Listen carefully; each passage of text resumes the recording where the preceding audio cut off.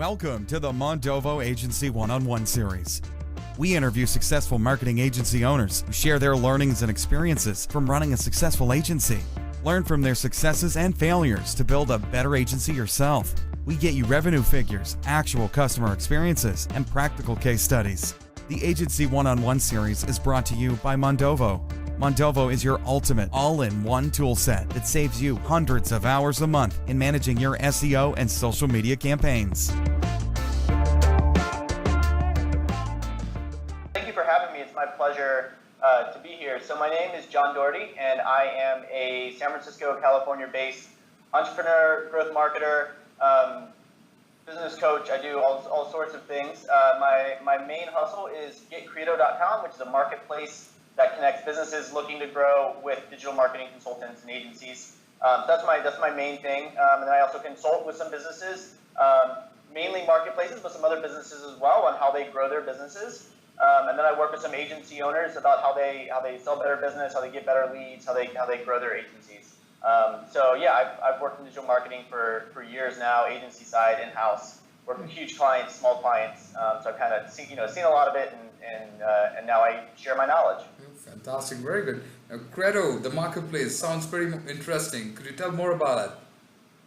Yeah, for sure. So Credo started actually about 3.5 years ago under a different name. It was originally called Hire Gun, and I kind of let it wallow for a little bit. I started it because basically I was getting out of freelance consulting myself and didn't have somewhere good to send my clients. And so I started literally putting together a Google Doc of a list of people that I knew were good. And then kind of a light bulb went off in my head, and I was like, I wonder if people would be willing to pay for these leads. And I pinged my buddy Brandon, and he was like, I was like, would you buy this for $50? He's like, yeah, absolutely. What's your PayPal? And so 3 minutes later, I had $50 in my PayPal account and sent him the lead, and was like, light bulb. So I literally then bought the domain name and tossed it up on some hosting, like some shared hosting I already had. So it kind of started from there. I looked back at the original site, and it's just like abysmal. I'm embarrassed by it, but I mean, if you're not embarrassed by it, you launched too late, right? And then I kind of did it for a little bit on the side, and then I went in-house and didn't put much time into it at all, and it was doing like maybe $100 a month in revenues, just kind of there. I was kind of embarrassed about the site, and then I back in September I had a big life change and ended up working for myself. And doubled down on it. I rebranded it in January, but since then I've been focused on. It's a marketplace, so I've been focused on generating more high quality leads. I want to keep the lead quality super high. Nothing $100 a month for SEO, but real businesses that need real consultants or agencies to help them build their business. And I recently pivoted it about a week and a half ago, or a week ago today, to a subscription model. So now I'm basically running a SaaS business as opposed to a lead generation business. So it's super fun. I really enjoy what I get to do every day. Fantastic. I did look into Credo, and I did see very good agencies listed there, very good consultants and freelancers are kind of listed there. So it's going to be a right place to find them. Now that is of course where we have all the consultants, freelancers, and agencies, but Credo must be doing something to attract the business owners also, right? So how do you attract the business owners to Credo? Totally, it's a great question, and I get this question a lot, and I love giving the answer because I'm not doing anything special, right? Like people always want a silver bullet. They always want if you do this one thing, all of a sudden you're going to have a 6-figure business, right? And Credo's not a 6-figure business yet, but I'm doing everything that I always tell people to do, right? I'm doing SEO, I'm doing social media marketing, I'm doing a little bit of paid Facebook stuff, like promoted posts and that sort of thing. I'm doing email marketing, this sort of thing, right? Interviews and guest blog posts and and that sort of content marketing and promotion. Doing all of these things to build referrals, build the organic traffic, and build a real brand, right? I'm not in it for the for the quick hit, build it and flip it. We want to build a real brand that people know and people trust. I'm doing all the things that I've been doing for years. I've been doing for clients. Just now I'm doing it for myself. Fantastic. Now quickly trying to understand that now there are two different audience you already have for Credo, right? One side you got to be attracting the agencies and the freelancers and consultants, and also the other side you need to have a different messaging for the business owners to come and search for them and choose one of them. So it's going to be two different strategies, do you think? And how do you manage that? It's a it's a great question, and honestly, it's one that I'm still kind of working through myself. So on the business side, on the generating the lead side, it's really getting myself and getting Credo where that audience is, right? And so it's that's guest content and interviews and and that sort of thing, and kind of building that referral traffic. Another strategy that's worked really well for me is getting the agencies. Hang on one second, my dog is squeaking a tennis ball. I'll be right back. Yeah, so you're asking about how kind of approaching the two different sides of the marketplace, right? So on the one side, there are the pros that agencies and consultants, et cetera, that I want to get on the platform. The initial kind of group, I invited myself, and now I kind of built out a big wait list of agencies and consultants that are interested. And so now it's showing them the value of the platform. How many leads they're getting, what kind of leads are coming in, what they can do with it, proving the ROI to them. So that's a big one on that side. And honestly, speaking at conferences and such really works. It's kind of nice that the people on the business side that are hiring these pros are also marketers themselves, right? So they're reading the same content as the pros that want to be getting the work. So some of that actually makes it a little bit easier.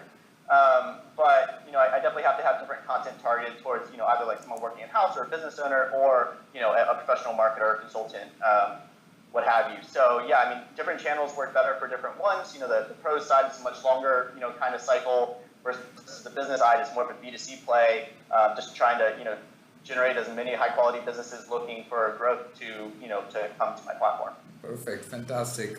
That's pretty interesting to know. And I also looked into your site that not anybody could directly go and register in Credo. You kind of have your own criteria of selecting them. So that's why I wanted to ask, well, when someone is looking for a professional help, so how would you recommend to go about qualifying an agencies or a consultant? So what questions should they ask, and what criteria basically they should be looking at?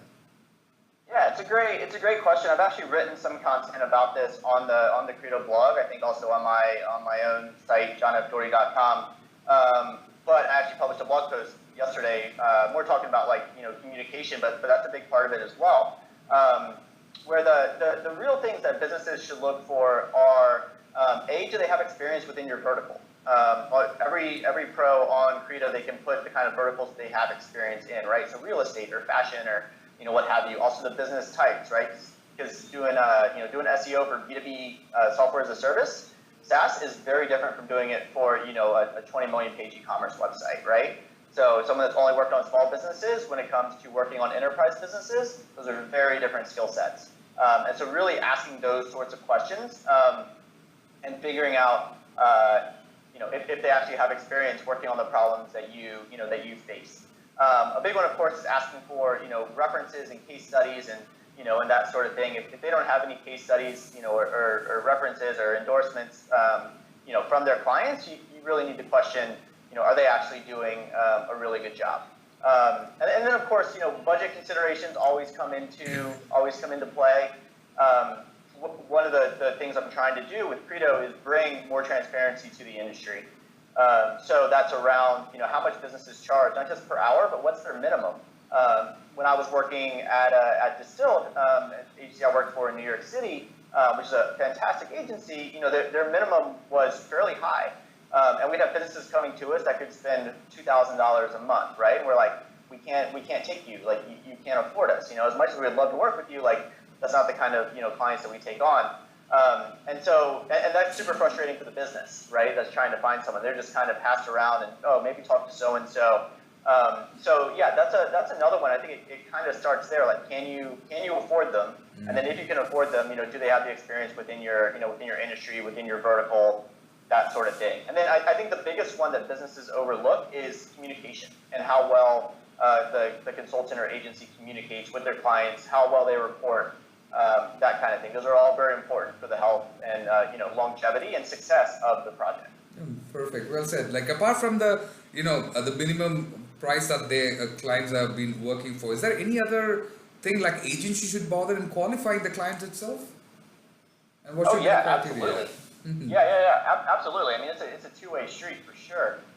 Some of the things that consultants or agencies need to look for are do they have the ability to get things done internally, right? So if they're coming to you looking for, let's say, an SEO audit, right? They want a technical audit. people internally, they don't have any developers or anything internally that can actually make the changes. Why are they hiring you to do that, right? I mean, yeah, maybe they thought about they're going to go hire a web development agency or something like that, which is fine. You just need to make sure, like, that's one question I always ask: what sort of resources do you have? What sort of people do you have in order to implement this stuff? Because if you don't implement it, they're not going to see any movement, and then it's not going to be a successful project for them or for me or you as a consultant. So I think that's a big one that's often overlooked. Also, communication, right? When I'm talking to a potential client, if they're not good at communication, if they're not getting back to me, if they're not hopping on the phone call, that's some people are okay with that. For me personally, like, that's super annoying, right? Like, I schedule out my day, I put stuff on my calendar, and if someone says, like, okay, I can do a call at 10 a.m. and then they're not there and they ask to reschedule for the afternoon, that stuff happens from time to time, right? But if it's a consistent thing where they don't want to schedule meetings and all that, like, I know that's not going to be a good fit for me, right? So learning how you work well, and then making sure that the clients are kind of on the same wavelength as you. Right. And then of course, like, are they willing? Are they balking at budget? Like, do you think they're maybe not going to pay you? All of those sorts of things you kind of have to feel out. Right, well said, John. Like, in this industry, especially when I talk to most of the agencies, a common thing what they have is, despite qualifying them and giving them the proposals, and various agencies give a lot of proposals, but the number of people who kind of get back is like very minimum. So, according to you, what is the common pitfalls, like, or mistakes these agencies make, and how to avoid it? Common mistakes that they make when giving proposals? Right. Or in order to kind of close the deal better? Yeah, for sure. Great question. I see a bunch of a lot of different agencies pitching a lot of different work, and I've been able to see a lot of proposals from a lot of different agencies to potential clients. I think the biggest one is not immediately trying to schedule a follow-up call to discuss the proposal on the phone. A lot of people will kind of send a proposal and say, like, let me know if you have any questions, right? They shouldn't have to have any questions. You should have done the work ahead of time to know the kind of project that they want, right? And then you're kind of balancing that against your expertise and what you think they need. So I think that's a big one where like, one of the most common things that I see, and it's sales 101, but so many people don't do it, is actually talking to them, discussing it, right? A lot of people would just want to send through a link to a Dropbox or a Dropbox document or something like that, and say, like, okay, let me know when you want to get started. And they're like, you haven't earned my business yet. You haven't built my trust that you can actually do it. And then as well, within the proposal, a lot of agencies are actually really bad about telling the potential client what they're going to get for their money. And I'm not necessarily talking about results, right? Because you can't really guarantee results. Especially in SEO or in marketing, especially when you're relying on someone else to get it done. Right. They might implement it wrong. They might not implement it for a long time. So we can never guarantee results, but you can tell them, like, these are the deliverables you're going to get. On this date, you're going to get this technical audit. On this date, you're going to get this keyword research. We're gonna do this content strategy for you. We're producing whatever content, this promotion we're gonna do. Like, actually telling them what they're gonna get for their money. Because you take a $10,000 a month proposal to your boss and say, like, I don't know, but they're gonna do SEO for us. I don't know what we're gonna get. They're gonna be like, are you kidding me? Like, no, we're not gonna do that. No, we're not gonna pay them that for something we don't know what we're gonna get. So I think agencies and consultants need to get better about defining the project up front. Setting and telling them what they're going to get. Right. Exactly. Right. Perfect. Fantastic. And John, I looked into your whole profile and the works that you've been working with, and I presume that you've been working a lot with Hotpad, and you had a great time there. Do you want to share something about it? Yeah, sure. So Hotpads is a brand that was a startup that was acquired by Zillow, which is the largest real estate website and company in the United States. They were acquired by Zillow in about December 2012, and I joined them in October 2013 as their first marketer in about 2.5 years. It's a fantastic team of engineers, but they didn't have any marketing, and so I was kind of brought on to fix some traffic issues, kind of square away their SEO, and then build a team. And so over the next year, did that, turn traffic around, started heading up, in the right direction. quite quickly, and then hired a team of content, PR, SEO, email marketing, and link building. So yeah, it was really fun working on a brand that had been around for quite a while, that already had people that loved it, right? They loved the product, they loved the service. It's a great product. While I was there, the team reskinned it, did kind of like a front end, CSS refresh, and people were like, "Wow, this looks amazing! It's super usable." And we were able to start doing a lot of cool content as well, like telling stories, about the rental market, targeted directly at our target audience. And so for me, it was really fun because I was able to get out of being the quote unquote SEO guy. And I'd already been moving that direction and working with clients that distilled on, content marketing and, storytelling and all that sort of stuff. But it was really cool to be able to actually define who is our target audience, who are our personas, who are we really going after, what makes sense for our business, brand positioning, all of that sort of thing. And then putting together a team and working with them on, the strategy and then executing against that strategy to actually hit that target audience. So we saw great growth, and the team was fantastic. We did a lot of really, really, really cool things. Oh, that's pretty interesting to understand. Now, you personally have seen both sides of the thing. You worked in an agency and worked with the team, perfectly went well with them, and also you worked as a freelance consultant also, right? So now you do understand, there are some common mistakes the clients always make. According to what is that you have seen commonly the clients normally make mistakes as? Oh man, it's a good question. Some of the common mistakes that I see clients making are, well, I think the big one is just not having a strategy in place. They know how they make money, but they normally don't know why they make money or how they make money. They just know that they do, and they don't know how they increase that, right? They don't really have a set strategy for the next, number of years, this is what we're doing. And these are different things that we're testing, and, which is probably why they hire, a marketer. If they're not a marketer themselves, that's, exactly why they're bringing us in. But a lot of businesses are very reactive, not proactive. And it's a challenge for professionals, for consultants, because we're often brought in. So I think about marketing consultants, especially SEO consultants, kind of like dentists. So dentists, they only see their clients when their client has a toothache or something like that, right? There are very few that come to them that just do the every 6 month or year, checkups. They come to them when they say, I have this pain in my tooth. So we're kind of brought in to do triage on something like that. And then hopefully then you can be, very proactive. So yeah, when it comes to marketing, a lot of clients I think are very reactive instead of proactive. And that's something that I want to see shift in businesses. I want people to actually be thinking, long term about this is how we grow a business, as opposed to looking for those silver bullets. Yeah, and then as far as specific technical stuff, I mean, the common things that I see people doing wrong are no internal linking, right? Their technical SEO isn't squared away, right? They don't have they don't have a sitemap, and the number of times they have wrong canonicals. The number of times that I've seen those sorts of things on huge websites. I mean, I'm talking 10, 15, 20 million page websites. It's just, it amazes me that people still can't get this right. Right, absolutely. There's a lot that, many times it is very important to educate the client also, and most of the time then proceed on. Let's talk about some of the achievements that you have actually done with, being a freelance consultant or being in a team. Let's talk about the numbers and what is that you did exactly, what is that you helped them succeed, and what is the process? Let's go through that quickly. Yeah, for sure. So, let's see here. Who do I want to talk about? So one of my clients, this is a few years ago, is a big hotels chain. They're having issues with, they obviously brought us on to work with them for SEO.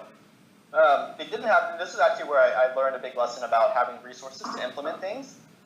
Because we were going and doing technical audits and keyword research and that sort of thing, and then really learned that they weren't really able to execute against it, right? So they hired one engineer to work full time, working on SEO changes. But one of the things that we started doing was adding a lot of content to their main category pages, right? And fixing a lot of their crawl issues and internal linking and all of that sort of thing. and took a lot of their main keywords, all their main terms they wanted to rank from the this is like the fourth or fifth page, like London hotels, right? Took that from like the fifth page to the bottom of the first page, right? And that's a huge keyword for for a hotel's website. Absolutely. So that one was that was super fun. Being able to do a lot of testing and being able to say like, okay, we added whatever amount of content to these pages. Like this is the set that we added it to, this is the set that we didn't add it to, and this is how the changes happen, right? The set we didn't add it to went up on average about 2 places. Over about 3 months. The set that we did add it to went up 17 places, right? So like just astronomical difference, right? And we were able to say like, okay, let's we can justify spending $300 a page to build out this content because we're going to see this like astronomical like increase, right? And then there are obviously a lot more things to do to bring it up like top of the first page and get the real traffic, but that got us to a place where we could start investing in that. At Hot Pads, it was really interesting. One of the biggest things. They did an okay job with internal linking, but we drastically increased the internal linking and linking to nearby cities and towns and that sort of thing in a really smart way. One of the coolest things we did was we took all of our cities and neighborhoods, got their search volume, right? Apartments for rent in city, apartments for rent in neighborhood, and then we were able to what we did is we expanded it to within 50 miles. Take the top 3 highest volume, cities, and so we link to those, and then we do like the 7 closest nearby neighborhoods or cities as well. And so we're really able to just like spread the link equity down through the site, right? As we were building links to our major cities, and just saw an explosion in long tail traffic, to cities. So not just like the Chicago page, for example, but the Chicago page and all of its neighborhoods. So yeah, that was one thing. How long did that take to complete the process? How long did that take?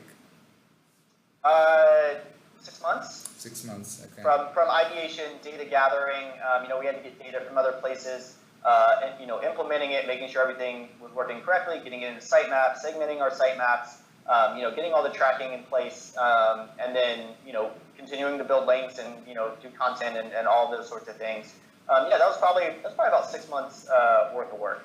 Very good, fantastic. All right, let's talk about your biggest failure and what did you learn from that? My biggest failure, man, you're throwing some curveballs at me that I wasn't expecting here. Biggest failure was. I would actually say it's been with Credo. So I was, as I said about a week ago, I pivoted it to a different business model. So before that, it was a lead generation business where basically I'd send a lead to someone, and if they close it, then they would pay me a percentage as a commission, right? But probably like 50-60% of leads were closing, for different reasons, right? Either they decided to go in a different direction or whatever. But basically, I was talking to a business coach, and he's like, dude, you're building your strategy is built on hope right now, and that's not a strategy. He's like, you do this work up front, hoping that you'll get paid. That's not a strategy. So he really made me realize that there were huge holes in my quote unquote business model, and so I feel like I wasted a few months of time. Doing that as opposed to going in the direction that I've gone now. After flipping this pivot a week ago, I wish I had done it 3 months ago. So I think that's like, and maybe that's just a common mistake that entrepreneurs make. But it's definitely one that I've been thinking about a lot recently. Very good, fantastic. Yeah. Also, there was the time that I had a client that just like a technical SEO issue. Had a client that was building out a new website. And they went to go live with it, and basically I forgot to tell them, like, super specifically, step by step, how to roll it out. And they ended up pushing they had all their test site on test URLs, and they ended up redirecting their live site, everything that was ranking. And this is a huge, like, multi-billion-dollar publicly traded company. Redirected their live site to their test URLs and left their test URLs no index. So they called me the next morning saying, we're no longer ranking for our brand name. And I looked and was like, well, that's because you did this. Of course, they reverted it, and we're back ranking for their brand name within an hour. But when you get like a call from a huge client saying that they're no longer ranking for their brand name, that's a failure right there. Right. Fantastic. Thank you very much. I have a last question for you. At Mondovo here, we are planning to have a section where we're going to be listing agencies under various geographies as categories. Now, of course, the motive is to allow business to easily find out the right partner and then start working. Now, in your experience, like of course you have started with Credo and you have learned a lot of stuff. So what do you think? Like geography does even matter while selecting an agency or freelancer? Like, do you think that even makes sense for professional categorization by locations for this kind of business? Yeah, it depends on the business, honestly. I think for some businesses looking for a consultant, it really does matter because they want someone in person, right? My clients, like the clients that I work with right now, are all in San Francisco, right? They want a San Francisco-based consultant. So yeah, I think it does make sense for some. For others, it makes less sense, right? If it's a huge like multinational, business, probably doesn't really matter to them, right? Does that go with they're going to be paying you enough for you to travel there. But if it's a smaller business, I think location can matter. And I'm actually working on rolling out pages for all the locations that I have, that where people are located on Credo. So yeah, I definitely think it's worthwhile. Right. I personally like for an SEO work or for a content management or something like that, they kind of okay with somebody working on their site from anywhere any part of the world. But something which kind of comes to more strategical work, they want to see somebody who's in their city, talk with them face to face, and close the deal, isn't it? Totally. Yeah, that face to face is super important. Right. All right. But I would honestly say that maybe 10% of leads of businesses that have come to Credo looking for someone have asked for they say I'm looking for someone specifically in Denver, Colorado, right? For example, most of them they don't care where they are. They might care about time zone, but even then, most of them don't care. They're as long as they can do the work, we can make it happen. Right. Fantastic. All right. That's all I have for you, John, and thank you very much for patiently answering all my questions here. Really appreciate it. Our readers are going to really love the session. Right. Thank you very much. Really appreciate for your time and look forward to be talking to you from some more sessions, and very good luck with Credo.